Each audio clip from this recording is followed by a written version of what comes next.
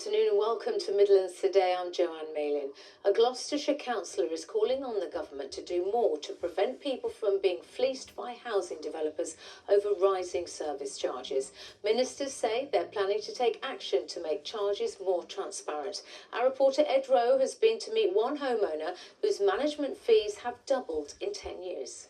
Getting the keys to your first place is a big moment, but sometimes what you've signed up for isn't always clear. It has gone up every single year we've been here. Taryn and his wife have lived at their house in Cooper's Edge in Gloucestershire for a decade.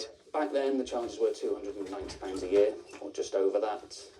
And in that time they've gradually got more and more expensive every year. Taryn says despite charging for things like maintenance, weeds aren't dealt with and street lighting isn't fixed quickly. He thinks the money is going elsewhere. The main increase on every bill is what is called the management fees, or management charge, which is the fee the company takes for themselves. That has increased now quite significantly. These 20 homes in Cooper's Edge are paying around 11 grand between them for maintenance, directors' fees, postage and repairs. But this local councillor thinks such a scheme is ridiculous.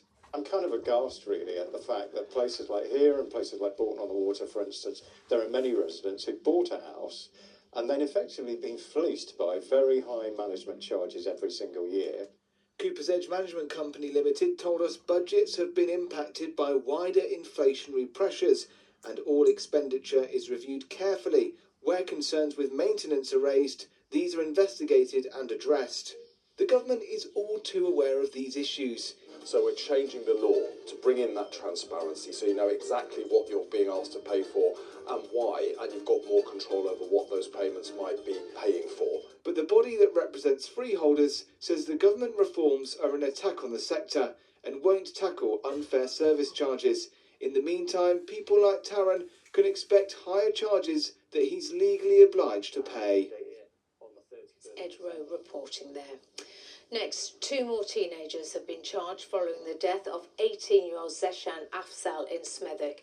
The 18-year-old was fatally stabbed outside a mosque on Albury Road in February. A 14- and 17-year-old appeared before magistrates this morning charged with his murder. 9 teenagers have now been charged in connection with Zeshan's death. Police have arrested 3 men after they were called to reports of a house party in Birmingham on Saturday. Officers went to Whittington Oval in Yardley, but a BMW made off from the scene, dropping 2 men in nearby Kellenmead Road. They were found hiding behind a car and arrested. Police also found a handgun and a machete. When the BMW was stopped, a quantity of cannabis was found. News now of a 9-year-old girl who has set herself a remarkable running challenge for April. Connie is planning to run 55 miles in memory of her dad who died from suicide when she was just 5. She's raising money to pay for counselling sessions like the ones which helped her. Kevin Reid reports. Well, I'm in Sutton Park in Birmingham and Connie's here too. Connie's already done 5 days of the challenge. How much have you run? I've run 10.9 miles. Wow, in memory of your dad. Let's just have a look at your dad on your T-shirt there. And just tell us why you're doing this. I'm doing this because losing someone is one of the most hardest things that you can go through in life. And unfortunately, it's just the way a life cycle works. So you live and then you die. But some children will find this really, really hard. I find this really, really hard. And some children can't afford to have help for what they're going through, and that's not right because that's really hard. So you're raising money for children to have grief coaches, aren't you? For free, yeah. Yeah, brilliant. Well, Mum Marie's here. It must have been a really difficult time for the family, but you must be very proud too. Oh, I was proud of Connie before she decided to do this challenge, and what's really special about her is that she wants to turn something negative, like losing her dad, into something positive. So she'll look back at this time with a positive memory of that she's been able to help other children. Well, Lucy's also here. Lucy, you're a grief coach, aren't you? You've helped Connie, you've worked with Connie. Just tell us how important it is for children to be supported at difficult times. Well, it's life-changing to intervene at such a young age when you've experienced a significant loss. You know, they need that support to process their emotions, their pain, and to get the tools and techniques to be able to cope with their grief moving forward. So, yeah, it's life-changing for children. It really is. Well, Connie's got quite a few more miles to go. She's hoping to do 2 miles every day, and hopefully she'll complete this challenge very soon. That was Kevin Reid reporting there, telling us about lovely Connie, and it was Connie's friends who told us about her challenge. So if you have a story that you think we should be covering, then you can get in touch either through the Your Voice Stories website, via email, or via the QR code which is on your screen now.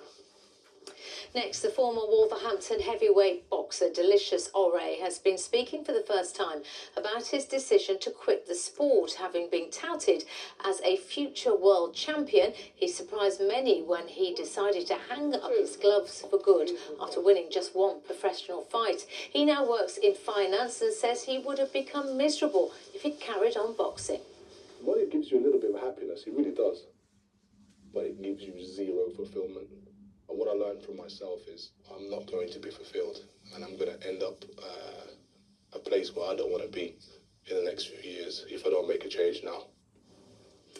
The Ironbridge Coracle Trust is appealing for more volunteers after it was forced to cancel this year's regatta in Shropshire. The sporting event usually takes place at Dale End Park on the River Severn and features a series of boat races. The Trust says it's keen to find some younger volunteers to help protect its traditions and its future. Now it's a bank holiday, but no rain so far. Fingers crossed. Let's get the latest weather now from Kate Kinsella. Good afternoon. It was a chilly start first thing this morning, but daytime temperatures over the next couple of days are set to get that little bit warmer. Now, there is a bit of high cloud around today, but it still should be bright. Elsewhere, blue sky and sunshine, and we'll see that sunshine last right the way through to the evening. Temperatures today getting up to around 15 Celsius, so the mid-teens. Now, overnight tonight, that cloud will disappear. It is largely dry and clear. The wind's still quite light, but the air mass coming from the south, from the continent, bringing some dry air, so we shouldn't see too much in the way of mist and fog. Still quite chilly overnight, the minimum temperature at around 3 or 4 Celsius. So as we head into Tuesday, high pressure still in charge, lots of sunshine, temperatures 20 Celsius possible, and Wednesday warmer still with a maximum of 22 Celsius. As we head into Thursday, cold front, short spell of rain, but temperatures still in the mid-teens. That is all from us for now. James Boville will be here with your tea time news. That's at 6:15 tonight. But from the Lunchtime team, thank you very much for watching and enjoy whatever you're doing this Bank Holiday Monday.